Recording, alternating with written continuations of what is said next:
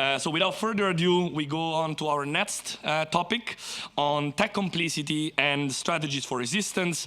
I think we already heard what we're talking about. Some of the topics that will be mentioned here, of course, the AI-driven targeting in Gaza and all of the complicity of the tech sector in the genocide. And we're going to be hearing from Alyna Smith from Tech Infrastructure Coalition, Dima Samaro from Democracy Reporting International, and Ilya Kolpakov from the Eindhoven University of Technology. They will try to unpack how surveillance tools are deployed, why tech workers are organizing, and what strategies can disrupt the machinery of digital occupation. A big round of applause for our panelists and for our moderator, Alexandra. Thank you.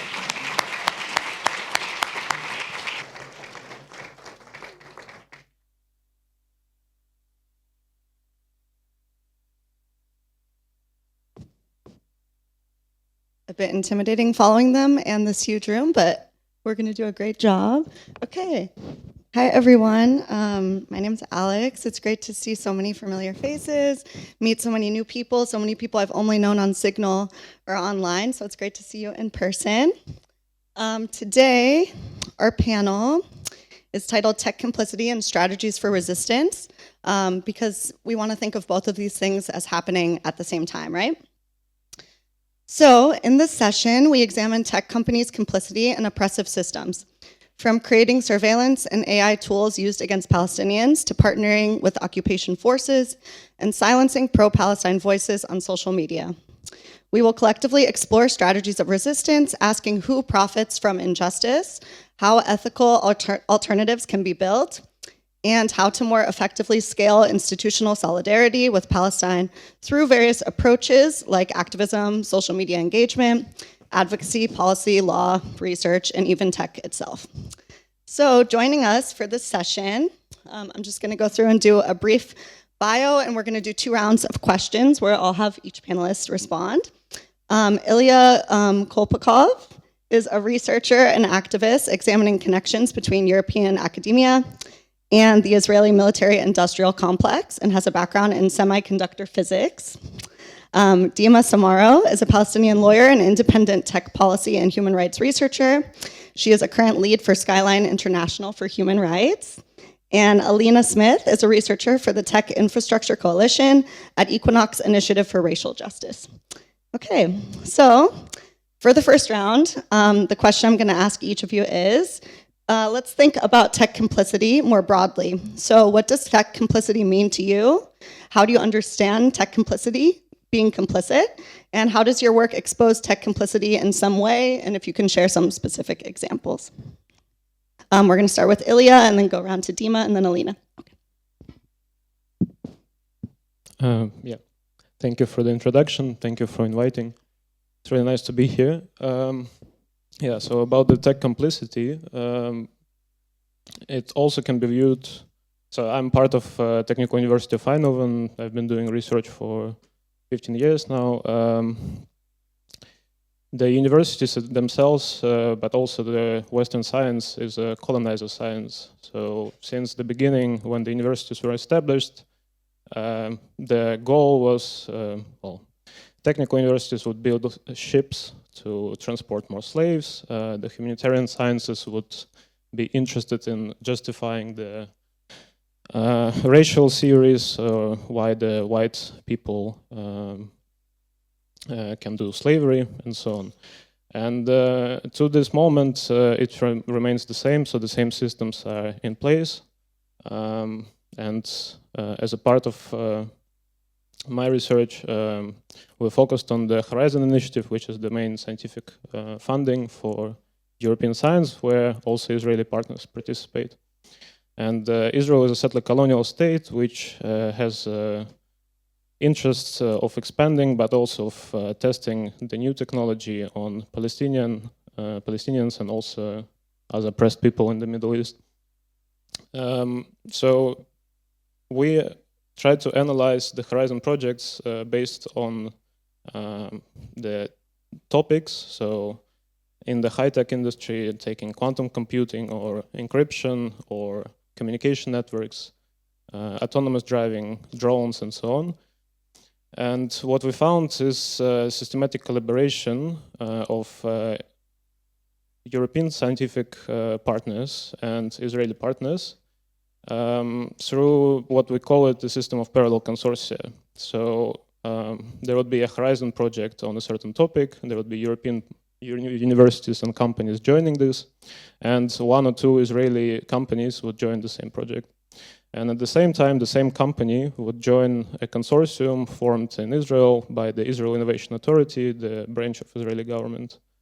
And those consortia often, or actually always, involve Elbit Systems, Israel Aerospace Industries, Rafael, and other military companies. Sometimes also Ministry of Defense.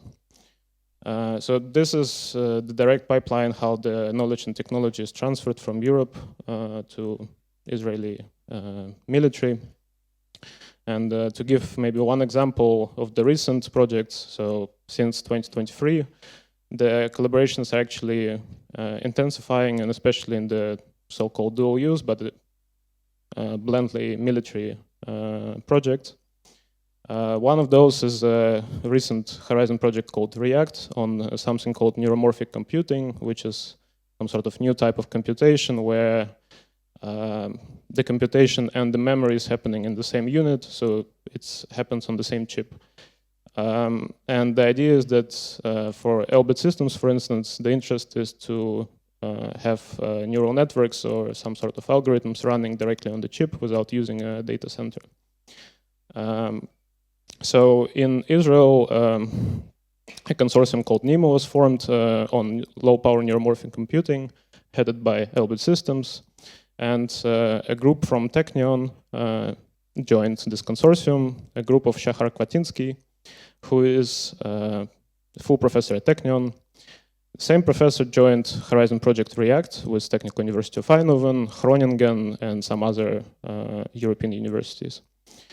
2 months later, investigative journalists in the Netherlands found out that Shahar Kvatinsky has 30 years of IDF experience. He's a military commander and quite close to Netanyahu.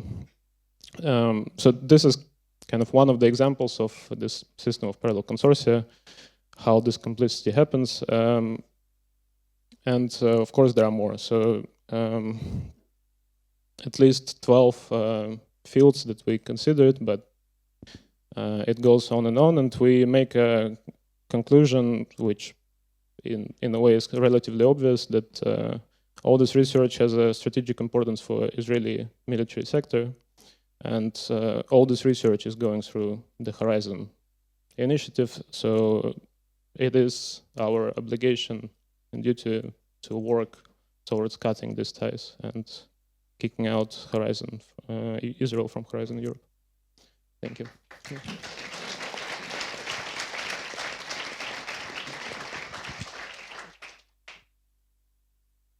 Hi everyone. Thank you, Alex, and thank you for Tech for Palestine for hosting this important event. So tech complicity to me means that when technology enables or facilitates human rights violations or atrocities, everyone in that supply chain carries responsibility. The engineer, the investor, the grant committee, the host server, everyone. And also complicity doesn't just require pulling the trigger, it requires knowing and continuing anyway. And I say this, as a Palestinian who has spent years of experience working on corporate complicity and documenting how companies are involved, even before the genocide, how they are exporting surveillance technologies to Israel and how Israel using this from Europe or other countries in the world. And while I was working on my recent research for the Arab Reform Initiative, mapping corporate complicity and tracking the grants, I couldn't stop thinking of my people, the over 70,000 men, women, and children that we have lost, the entire families that were, with the 3 generations, that were wiped out in a single Israeli strike. With every company that I documented and with every grant, research and development grant that I traced, It revealed, a new layer of how deep this goes. This is a whole system. And what I ultimately found also is that Europe has been fully aware of what its technology enables, and that it continued for over 2 years to supply the components, fund the research, and provide, the servers that make this killing possible. These systems we have heard about, like the Lavender, the Gospel, and Where is Daddy, the AI systems that generates tens of thousands of strike recommendations, they do not function without European components, without European funding, or without European infrastructure. And through my research, I was able to map 24 companies across 8 European countries and trace over 148 million euro in EU funding contracts connected to this ecosystem. And what I found is that complicity runs through 3 layers: the material complicity, the financial complicity, and the enabling complicity. So when it comes to the material complicity, it's the physical components that end up on weapons. Take, for example, a French company called Cermat. So they delivered drone components to Elbit systems, and these components have been classified as civilian. So they require 0 export authorization. Yet they power the surveillance cameras on drones conducting strikes in Gaza. Again, no embargo touches them because on paper they do not exist as military equipment. There is also another company called OIP Systems. It's a Belgian company wholly owned by Elbit Systems. And it manufactures thermal imaging and targeting optics. And it has been used for automated target identification in Gaza. The second complicity is the financial. So we're talking about EU research grants flowing into Israeli military technology through subsidiaries and shell structures designed specifically to access EU public funding, while bypassing the roles meant to prevent exactly this.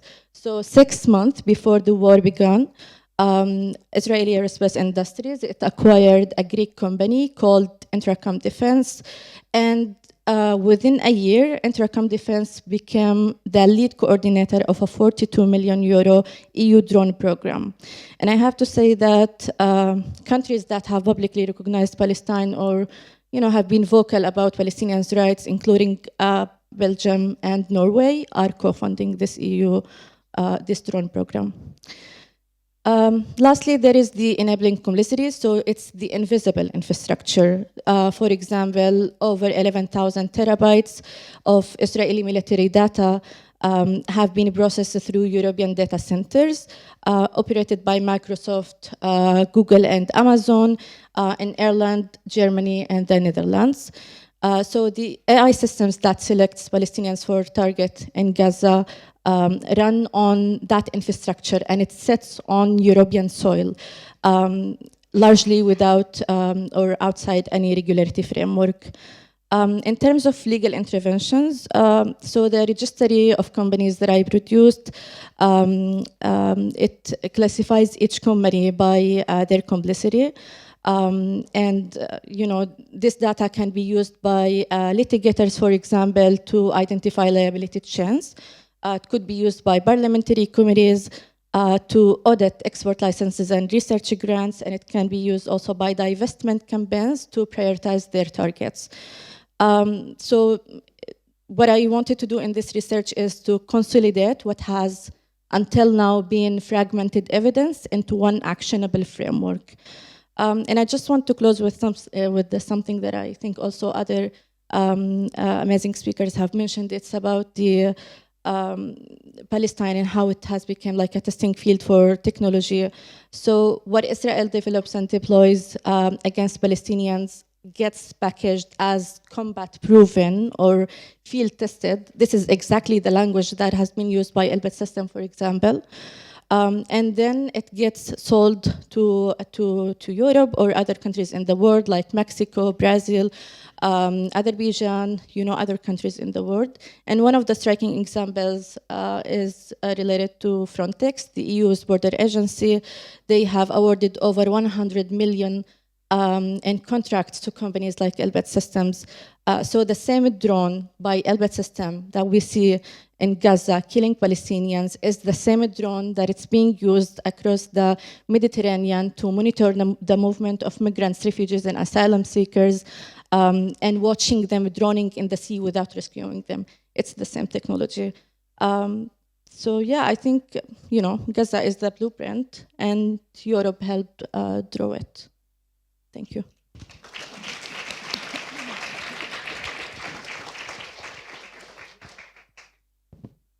We've heard so much about the role of AI and tech in the genocide and in destruction and warfare. I'm going to shift gears a little bit and talk about the role of tech in some visions of Gaza's rebuilding. And of course, this is in a context where the banking system has collapsed and access to cash, to physical cash, is extremely hard to come by, where digital payments and digital tools are more important than ever. And Hamle published a report earlier this year describing some of the very significant barriers that are faced by Palestinians to accessing the global digital economy. So what I want to do is help us to think about what are the consequences of who owns and controls the infrastructures of that economy. And I think in speaking about complicity, I actually want to recall something I heard a few months ago that was shared by Noura Erekat, this Palestinian-American jurist and activist who reminded us that digital transformation is one of the pillars of the Board of Peace and its vision for the future of Gaza. And I think interestingly made a connection between that vision and that plan and what many of you would be familiar with, the network state, which is a notion, a vision, a dream of many tech bros around the next step after the nation state. And I think I also wanted to point to an article that was published in February of this year in Euromed Rights Monitor. And that article was entitled "The Digital Architecture and Control of Displacement, Digital Wallets as an Emerging Instrument of Silent Genocide." And what they are calling out is precisely the plans of Israeli and US governments to transform Gaza into an economy lacking financial sovereignty, abolishing cash currency, and enforcing a transition to a digital economy managed by external entities aligned with Israel. And one of the points that's made in this article is around how this digital transformation, or this transforming of the financial technology, creates programmable instruments for collective regulation. So this really draws a line with the work of the Tech Infrastructure Coalition, which is what I'm part of, which has been looking at something that maybe seems quite far away from Gaza. We've been looking, among other things, at the rollout of digital payment cards for asylum seekers in Germany. And we might think, okay, so asylum seekers are now getting their benefits on a Visa card rather than as cash. No big deal. But actually, when we talk to people who are forced to use this form of digital payments, we see the extent to which it is massively impoverishing.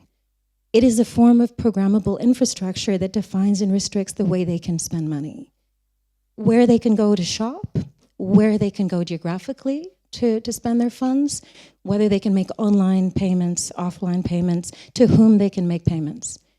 So there's enormous consequences in terms of their mobility, their autonomy, their agency. And I think it gives us a picture of the importance of what happens when we move to digital infrastructures. And we know that it's not only about the role of public institutions and governments, but it also introduces layers and complex interconnected ecosystems of companies and private actors that then have interests. and power that is potentially consolidated as a result. And Germany is not alone in rolling out these kinds of digital payment systems. Other countries in Europe also have been doing this. And many of the companies that are promoting their services in this regard promote them, on the one hand, as forms of digital inclusion for the unbanked, and on the other hand, tools to support governments in more efficient work to actually monitor and control certain populations. I think it's important as well to situate these examples within a much broader conversation and story about, for example, the UNHCR's longstanding practice of using biometric and digital tools in the delivery of benefits to refugees, and the massive experimentation of introduction of digital identification and digital finance across the global south as part of initiatives around quote-unquote development. And that push has been a push by important elite institutions, but also a number of different companies. And perhaps the biggest petri dish of all has been India, with the introduction of Aadhaar, a digital identification, which was initially introduced to facilitate payments of benefits to India's poorest, and of course has massively expanded as a required a tool to access a whole host of private and public benefits, and also introducing digital payments. And this model has been rolled out across the global majority, very much pushed by major donors, the World Bank, Visa, MasterCard, and various others. And of course, part of this proselytization about digital transformation in the name of the poor and in the name of development has also those who have jumped on that bandwagon are companies like Thales from the defense sector, biometric companies, and also all of this is, of course, built onto the cloud. And so I guess just why does this matter then? I think it's just, we understand in the context of warfare that the infrastructure matters, who owns it matters. And it also matters when we're talking about the infrastructures of our economy. It has enormous implications for power and control, whose is entrenched and whose is depleted. Our public institutions are depleted. Also, our citizens and residents are turned into customers. We are essentially using, it's been the opportunity to market, if you will, to those who are unbanked or cannot access normal financial institutions as an opportunity to extend our profit and commercial opportunity for major companies within the tech sector and beyond. So I just wanted to bring that frame in how we understand and think about maybe less visible ways of how maybe complicity happens and how we might need to work together to really address them.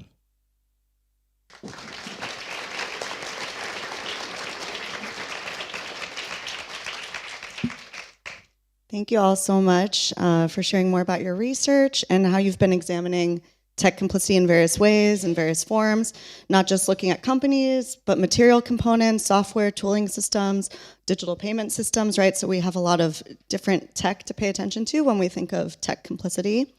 For our second question and our last question, this will be quick. We'll kind of just go through and get some final thoughts. Unfortunately, we don't have time for Q&A at the end, but I encourage everyone to chat with the panelists during coffee break or any of our social events later. So please come chat with us. So for the second question, I want to think more about resistance, which is a very important part to think about when we're talking about tech complicity, making it visible, exposing it, right?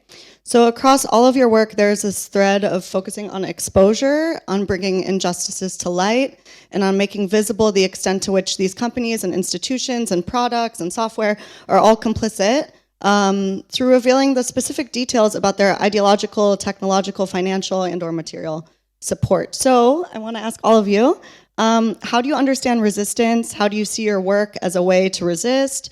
Why do you feel like such work, such research is necessary? And what do you hope long-term that the impacts of your research will be in doing this type of work? So we could do the same order. So Ilya, Dima, and then Alyna. Thank you. Yeah, so resistance is justified. when people are occupied.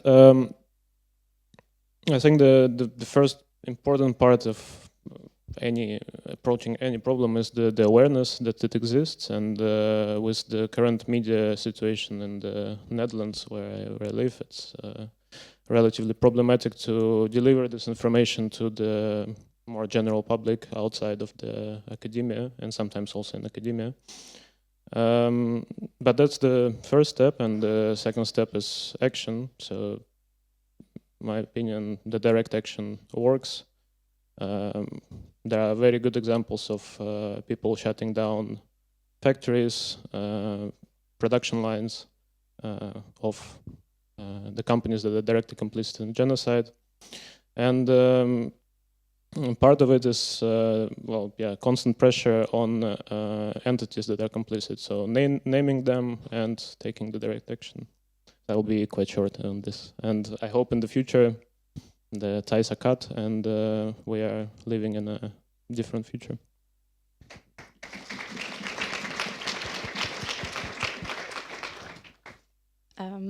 So resistance to me starts with refusing to let power hide behind commercial confidentiality, legal loopholes, and national security exemptions.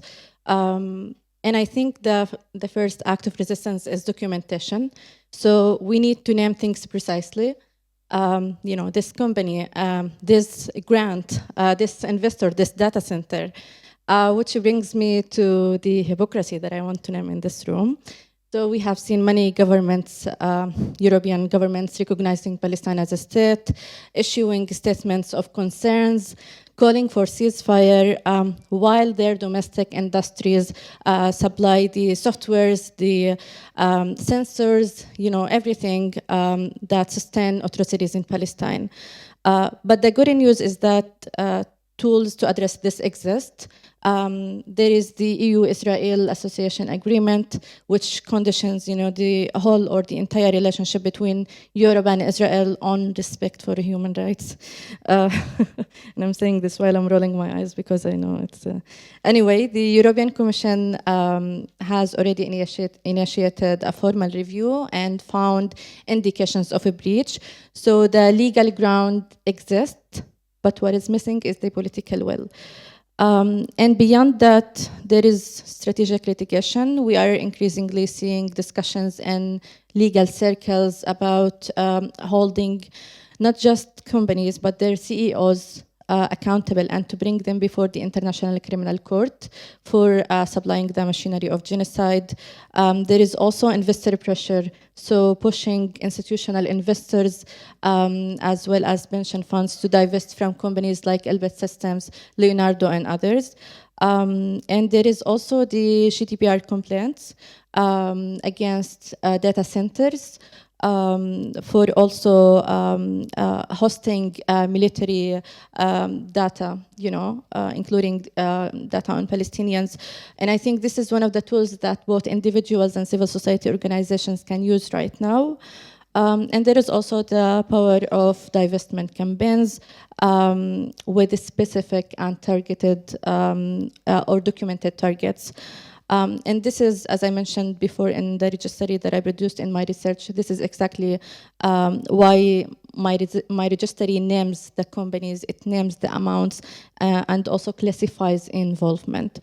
And I just want to end, with saying, if nothing changes and if institutions continue to look away and if grants continue to flow, and companies continue to hide behind secret and confidential contracts, what we are normalizing is not just the destruction of Gaza.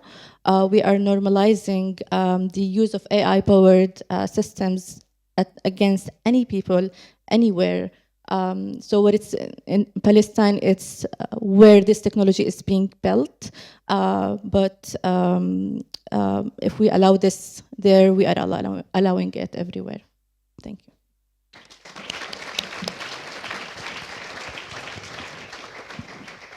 And we're just going to conclude with Alyna, and then I encourage everyone to chat with everyone later, and then we'll move to the next panel. Okay.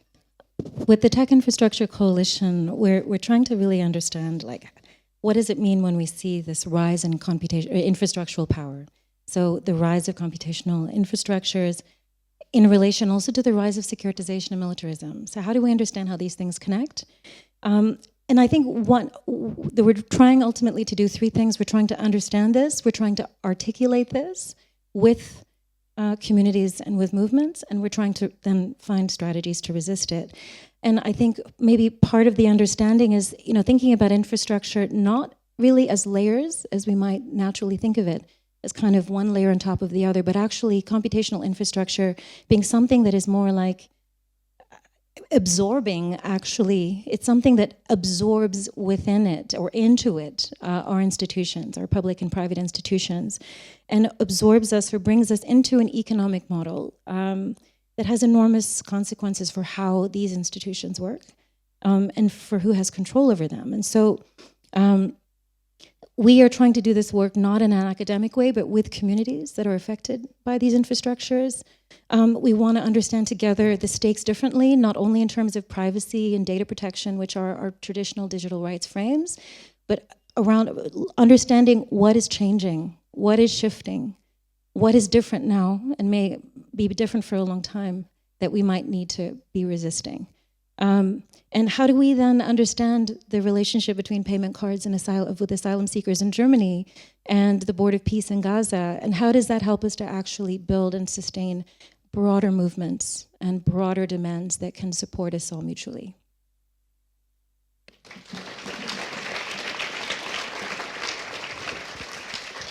Thank you all so much. Thank you, Ilya, Dima, and Alyna. You're great. Come chat with us later. Okay, great. Bye. Thank you. Thank you, Alex.